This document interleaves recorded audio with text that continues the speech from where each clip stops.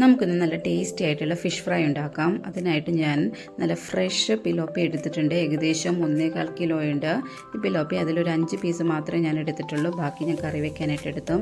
ഇതിലേക്ക് നമുക്ക് മഞ്ഞൾപ്പൊടിയും മുളക് പൊടിയും മല്ലിപ്പൊടിയും കുരുമുളക് പൊടി, ഗരം മസാല, കുറച്ച് ചിക്കൻ മസാലയും കൂടി എടുത്തിട്ടുണ്ട്.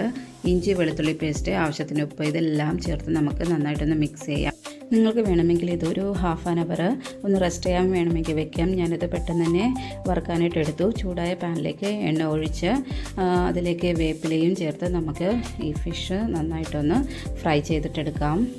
നിങ്ങൾക്ക് ഈ വീഡിയോ ഇഷ്ടപ്പെട്ടിട്ടുണ്ടെങ്കിൽ please like, share and subscribe. നമുക്ക് പുതിയ വീഡിയോസും റെസിപ്പീസുമായിട്ട് വീണ്ടും കാണാം. അങ്ങനെ നമ്മളുടെ ടേസ്റ്റി ആയിട്ടുള്ള ഫിഷ് ഫ്രൈ ഇവിടെ റെഡി ആയിട്ടുണ്ട്. നമുക്ക് അടുത്തൊരു വീഡിയോയുമായിട്ട് വീണ്ടും കാണാം. Tata, bye bye, God bless you all.